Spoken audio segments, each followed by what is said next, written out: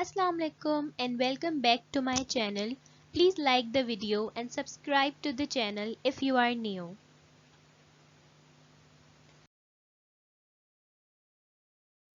So today what we will be doing is we will simulating a pump on Aspen HYSYS, and we will not only be simulating it but we will observe different graphs which shows relation between different dependent and independent variables that we see in a pump. And we will not only be simulating it but we will first solve the given question manually, and then we will do the same question using software which is Aspen HYSYS. So let's begin with the question.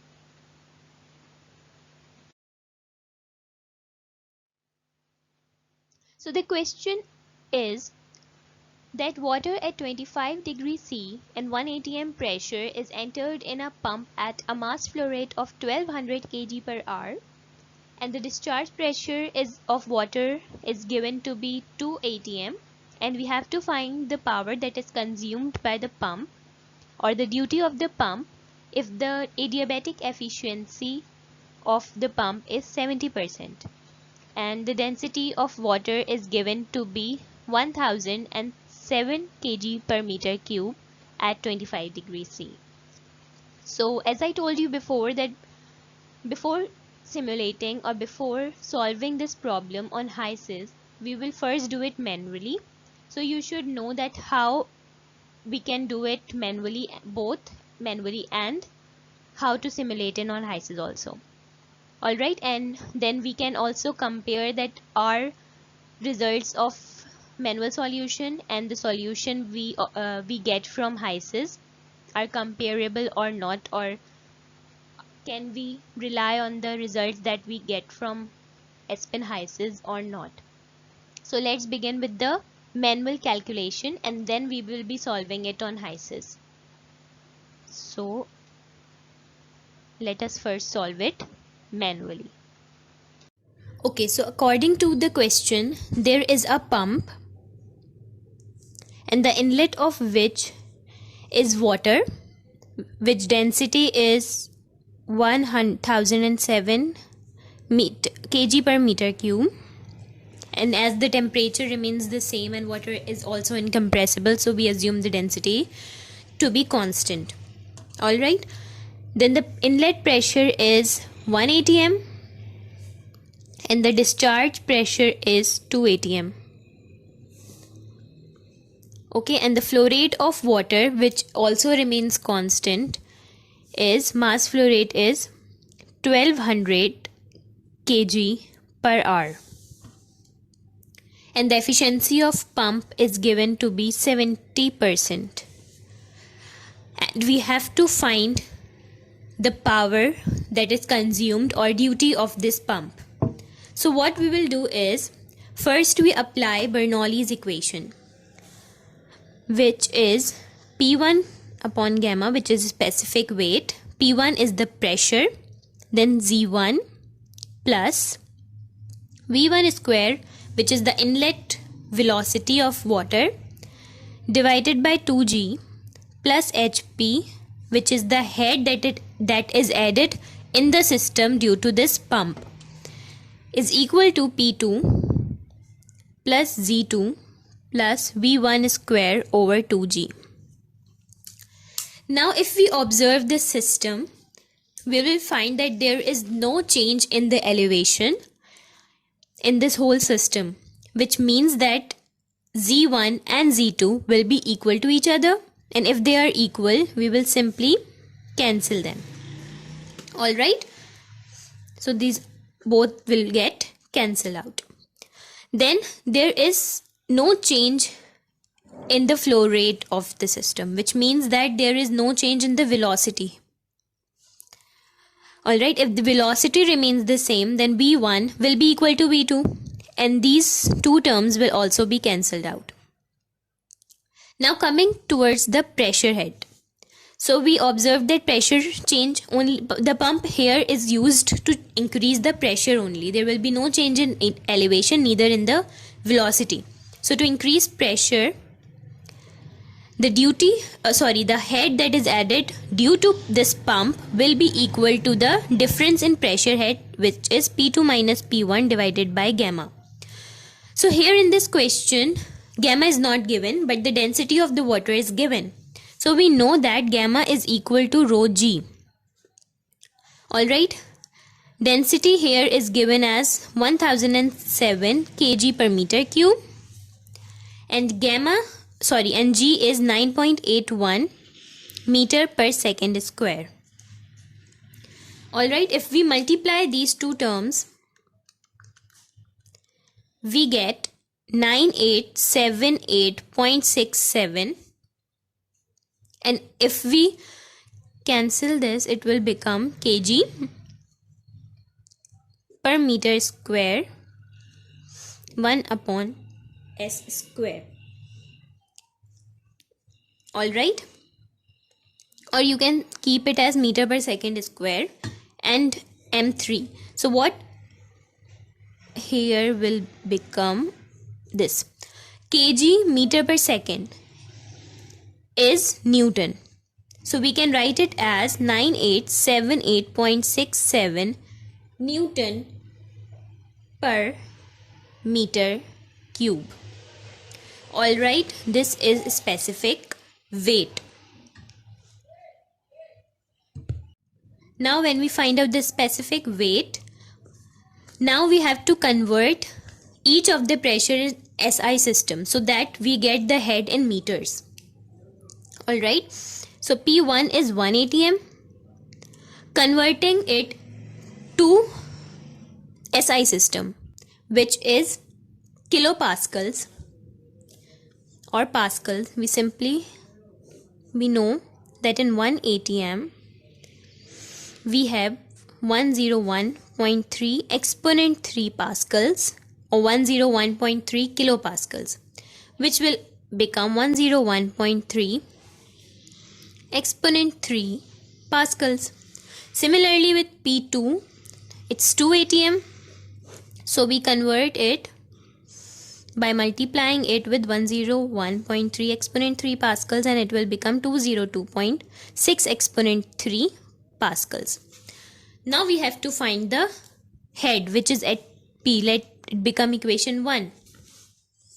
Alright, so putting these values in equation 1, we get HP, which is 202.6 minus 101.3 exponent 3.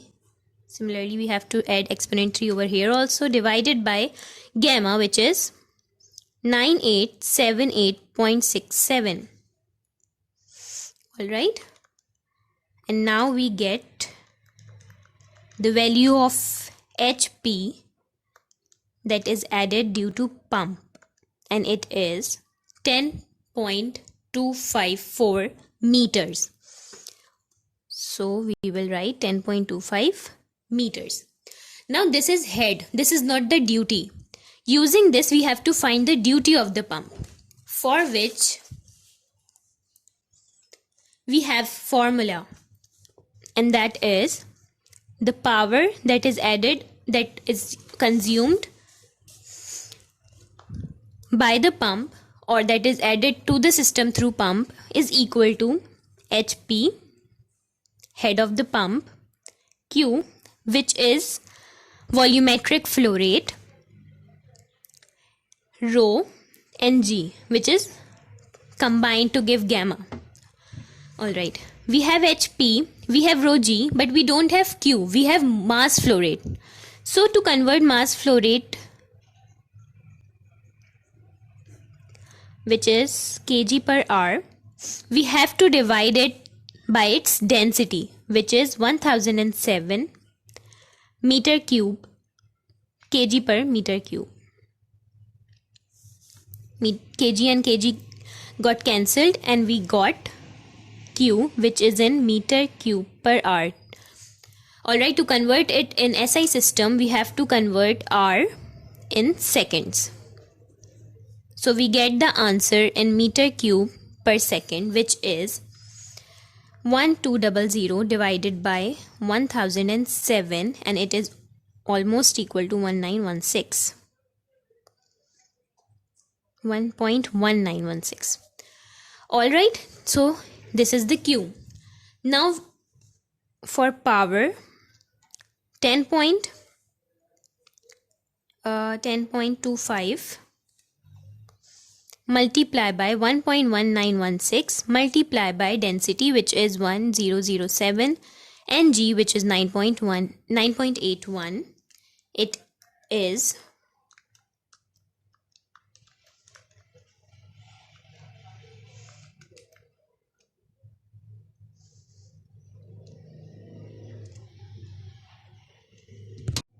3600 also.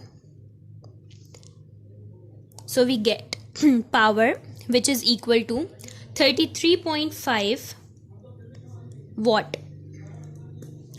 All right, 33.5 watt. This is the duty that we got by manual calculations. Okay, when we divide it by 3600, we get 3.31 exponent minus 4 meter cube in a second. All right, so the power that is consumed by the pump is, or the duty of the pump is 33.5. Now this will be the power if the efficiency of the pump is 100%, but we have efficiency as 70%. So if this efficiency of the pump is less, what we will do is the power will be 33.5 divided by 70%. So it will be 47.8 watt. So we have to get this value from simulation also. All right. Okay, so starting from the question, it is given that the inlet of the pump is pure water. So we have no other component except water. So we just select water. All right, and for fluid package, we select Peng Robinson. All right, there is no reactions involved, there is no petroleum assays involved. All right, so we can directly switch to simulation tab. Here in simulation tab we have to add pump. Okay, so then we have to add the given data. For inlet, name the inlet as water in, outlet as water out, and the energy as duty. This we have to find in the question, which is duty of the pump. After that, go to worksheet to add the remaining conditions and properties. The temperature is given as 25 degree. The mass flow is given as 1200 kg per hour, and the inlet pressure is given as 1. Press space, click on A, enter. Then to ATM. Alright, then go to composition, enter the composition of water, and then the pump is solved. Alright, you can rename it as pump from here. Now for the duty, what we have to do is we have to go to performance. When you go to performance, you can see the pressure head, which we calculated as 10.25, which was P2 minus P1 divided by specific weight. Alright, we calculated it as 10.25 as we did not take all the decimal places. Alright, and HISIS also rounded off. So it is here 10.26. And what duty here is 4.47. If you remembered, we calculated it as 47.8 watt. So why is it different here? For that, go to design and then go to parameters.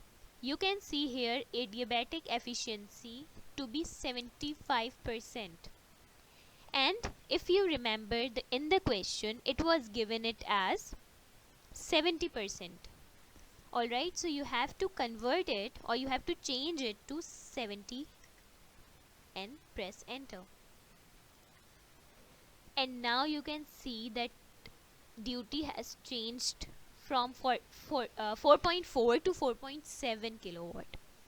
Alright, as the efficiency of the pump decreases, the duty increases, because now pump is less efficient, so you have to give more power to increase the pressure or to increase the discharge pressure. So we calculated it as 47.8 watt, and here it is 4.7 exponent minus 2 kilowatt, which is also equal to 47.8 watt. So from here it is confirmed that we did right calculation and simulated, and the manual results are same. Alright. Now, as I verbally told you that if we decrease the efficiency, the duty will increase, and if we increase the efficiency, the duty will decrease. So what does it mean that efficiency, that the duty is dependable on efficiency? Alright, so if we want to observe the graph between these two, if the efficiency of the pump is changing, like from 70 to 60, then 60 to 55, so we don't have to do all the calculation all again. We just have to plot the graph between efficiency and duty. For that, what you have to do is cancel them, then go to case studies. In case studies, you will have to go to add and add the dependent and independent and dependent variables. Alright, so if you have to see the effect of efficiency on the duty, so what will be the independent variable here? Independent variable will be the efficiency of the pump, and dependent variable will be the duty, because the duty is depending on the efficiency is not depending on the duty of the pump. Alright, listen it twice if you don't get it. For independent variable, we have to select the duty of the efficiency of the pump. So go to the object, in object go to pump, and from here select the efficiency, adiabatic efficiency. Alright, done. And then dependent variable, we have to see the effect of efficiency on duty. So for dependent variable, we have to select duty of the pump, or simply duty. This duty is the name of the inlet energy, which we named as duty power, and add. Done. Then after the selection of these, you can also select more than one dependent or independent variable. Then go to case study. Current value is 70%, unit is percentage. Start it with 10% and ends it with 70%, and give the step size to be 10. Alright, then run the program, then go to results to see the duty, and you can observe it clearly that as the efficiency increases, the power that is required decreases. Alright, or vice versa. If you decrease the efficiency, the power will, the more power you have to give. Then go to plots. Here is the plot which is not linear, case 1, and you can see it.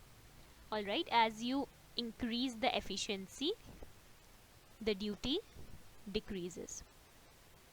Alright, that's it for today's video. And if I summarize it, what we have learned today, that I give you a random question, we solved it manually through Bernoulli's equation, and then we simulated it on Espen Heis's and observed the graph and observed that both manual and simulated results are overlapping with each other. Now this is the end of the question. Now for example, if you graph between turbines, if you don't want the graph between duty and efficiency, or the adiabatic efficiency of the pump, now you want to see the relation between the duty and the outlet pressure or the discharge pressure of water. So you need now another case study. You want to observe something else now. So what you do is you just go to case studies and add another case study. Click on the add tab and another case study with the name case study 2 is added now. Now you have to analyze again that what will be your dependent and independent variables. So as I mentioned, that you need to observe the effect of pressure on the duty. So this, what does it mean? That the duty is the dependent variable again, and now the pressure is the independent variable. First, in case study 1, your independent variable was adiabatic efficiency of the pump and dependent variable was duty of the pump. Now your independent variable will be changed to the outlet pressure of water. Now the pressure of what? The inlet or the outlet? You need to see the change with the outlet pressure. So just go with water out, which you have named the discharge of the pump, and just go to its pressure. Alright, insert it and click on done. Now for dependent variable, it remains the same as in case study 1, that is the duty and power. Alright, click on done, and these both are added here. Now if you go to case study setup, you can see the start and end tab. You just enter the start. You want, if for example you want to see that how your duty will change if you now don't want to change the pressure from 1 to 2 atm, but now you want to change from 1 to, for let's say 1.2 or 1.1 atm. So for that you need this relation or this correlations or graph. Let's enter it as 1 and 2 atm start and end points, and step size in what intervals you want to divide the graph.